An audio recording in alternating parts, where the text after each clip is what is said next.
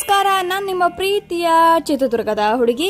ಇವತ್ತು ಆ್ಯಕ್ಚುಲಿ ತುಂಬ ಬೇಗನೆ ಇದ್ದೀನಿ. ಕಂಪ್ಯಾರಿಟಿವ್ಲಿ ಆಲ್ ಡೇಸ್ಗಿಂತ ಸ್ವಲ್ಪ ಬೇಗನೆ ಇದ್ದೀನಿ. ಯಾಕೆ ಅಂದರೆ ನಮ್ಮ ಸವಿತಕ್ಕ ಬೇಗ ಎದ್ಬಿಟ್ಟು ಬೇಗ ಸ್ನಾನ ಮಾಡಲಿಲ್ಲ ಅಂದರೆ ಬಿಸಿನೀರಾಗುತ್ತೆ ಅಂತ ಹೆದರಿಸ್ಬಿಟ್ಟಿದ್ರು. ಸೊ ಬೇಗ ಕಂಡುಬಿಟ್ಬಿಟ್ಟು ನಾನು ಹೊರಟಿದ್ದು ಸ್ನಾನಕ್ಕೆ. ಸೊ ಸ್ನಾನಗಿನ ಮುಗಿಸ್ಕೊಂಡು ತುಂಬ ಟೈಮ್ ಇತ್ತಲ್ಲ ಅಂತ ಒಂದು 4 ಅಕ್ಷರ ಓದೋಣ ಅಂತ ಕೂತ್ಕೊಂಡೆ. 4 ಅಕ್ಷರ ಓದ್ಬೇಕಾದ್ರೆ ನನಗೆ ನಿದ್ದೆನೂ ಬರಲಿಲ್ಲ, ಆದರೆ ಬೇಜಾರಾಗ್ತಿತ್ತು. ಯಾಕೆ ಗುರು ನಾನು ಇಷ್ಟು ಬೇಗ ಎದ್ದು ಓದ್ತಿದ್ದೀನಿ ಅಂತ ಅನಿಸ್ತಿತ್ತು. ಆಮೇಲೆ ಗೊತ್ತಾಯ್ತು, ಓ ಗುರು ನಾನು ದುರ್ಗದಲ್ಲಿಲ್ಲ, ನಾನು ಧಾರವಾಡದಲ್ಲಿದ್ದೀನಿ, ನನಗೆ ಓದೋ ಕೆಲಸನೇ ಬೇರೆ ಏನು ಕೆಲಸ ಇಲ್ಲ ಅಂತ ರಿಯಲೈಸೇಷನ್ ಹಾಕೊಂಡು ಮತ್ತೆ ಓದೋಕ್ಕೆ ಸ್ಟಾರ್ಟ್ ಮಾಡಿದೆ.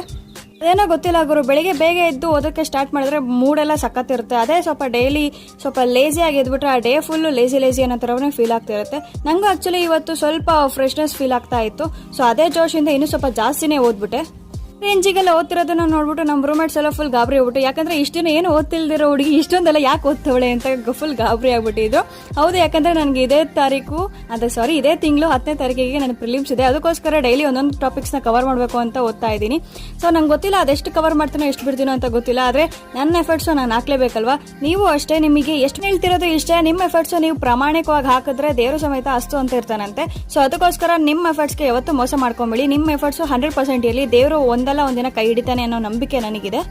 ಈ ರೇಂಜಿಗೆ ನಾನು ಬರೀತಿರೋ ಕಾರಣ ನನಗೇನು ನೆನಪಿರಲ್ಲ ಬರಲಿಲ್ಲ ಅಂದರೆ. ಸೊ ಅದಕ್ಕೋಸ್ಕರ 4 ಅಕ್ಷರನಾದರೂ 4 ಸತಿನಾದರೂ ಬರ್ದಿರ್ತೀನಿ. ಬಿಕಾಸ್ ನನಗೆ 4 ಅಕ್ಷರ ನಂಗೆ ತಲೆ ಉಳಿಬೇಕಲ್ಲ. ಸೊ ಅದಕ್ಕೋಸ್ಕರ ಆ್ಯಕ್ಚುಲಿ ನಮ್ಮ ರೂಮ್ಮೇಟ್ಸ್ ನನಗಿಂತ ಜಾಸ್ತಿನೇ ಓದ್ತಿರ್ತಾರೆ ಕಂಪ್ಯಾರಿಟಿವ್ಲಿ. ಯಾಕಂದರೆ ಅವರಿಗೆಲ್ಲ ಸಿಕ್ಕಾಪಟ್ಟೆ ಎಕ್ಸ್ಪೀರಿಯನ್ಸ್ ಇದೆ ಫೀಲ್ಡಲ್ಲಿ. ಆದರೆ ನನಗೆ ಮಾತ್ರ ಸ್ವಲ್ಪ ಕಡಿಮೆ ಇದೆ ಅಂತ ಅನ್ಕೊಂಡಿದ್ದೀನಿ. ಎಲ್ಲರಿಗಿಂತ ಚೈಲ್ಡ್ ಅಂತ ಅನ್ಕೊಂಡಿದ್ದೀನಿ. ಆದರೆ ಏಜಲ್ಲಿ ಮಾತ್ರ ನಾನೇ ದೊಡ್ಡವಳು, ಅದು ಓದೋದ್ರಲ್ಲಿ ಮಾತ್ರ ಅವರೇ ದೊಡ್ಡವರು. ಸೊ ಹಂಗಂತ ಹಿಂಗಂತ ಏನೋ ಅಂತ ಅನ್ಕೊಂತ 4 ಅಕ್ಷರ ಓದ್ತಾ ಇದ್ದೀನಿ ಡೈಲಿ.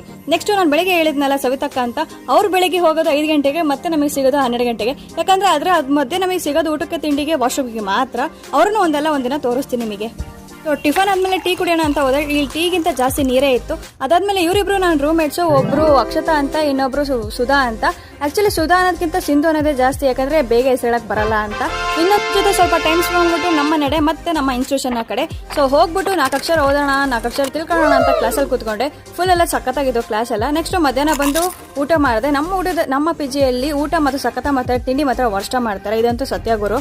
ನೆಕ್ಸ್ಟ್ ನನ್ನನ್ನು ಮೀಟ್ ಮಾಡೋಕ್ಕೆ ಅಂತ ನಮ್ಮ ಇಬ್ಬರು B.Ed ಫ್ರೆಂಡ್ಸ್ ಸಿಕ್ಕಿರ್ಲಿಲ್ಲ ಗುರು. ಅವ್ರು 4 ಸತಿ ಫೋನ್ ಮಾಡಿದ್ರು ನಾವು ಬರ್ತೀವಿ ಅಂತ. ನಾನೇನೋ ಪಾಪ ಸರ್ಪ್ರೈಸ್ ಕೊಡ್ತಾರೆ ಅಂತ ಏನೋ ಬಂದಿದ್ರೆ ಅವ್ರು ನನಗೆ ಒಂದು ಅರ್ಧ ಗಂಟೆ ಕಾಯಿಸಿದ್ರು. ಅದಾದ್ಮೇಲೆ ಶಾಪಿಂಗ್ ಅಂತ ಕರ್ಕೊಂಡ್ರು. ಆದರೆ ಶಾಪಿಂಗ್ ಅವ್ರ ದುಡ್ಡಲ್ಲಿ ಮಾಡಿಸ್ತಿಲ್ಲ, ನನ್ನ ದುಡ್ಡಲ್ಲಿ ನನಗೆ ಕೊಡಿಸ್ತವ್ರು ಅಷ್ಟೇ ಗುರು. ಸೊ ಶಾಪಿಂಗ್ ಎಲ್ಲ ಮುಗಿಸ್ಕೊಂಡ್ಬಂದು ಮತ್ತೆ PGಗೆ ಬಂದೆ. ಊಟ ಮಾಡಿ ಆರಾಮಾಗಿ ಕೂತ್ಕೊಂಡು ಓದೋಣ ಅಂತ.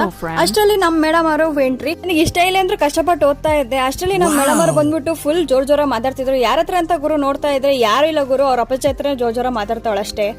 ನಾಳೆ ಮತ್ತೆ ಸಿಗುವ. ಟಾಟಾ, ಬಾಯ್, ಗುಡ್ ನೈಟ್, ಶುಭರಾತ್ರಿ.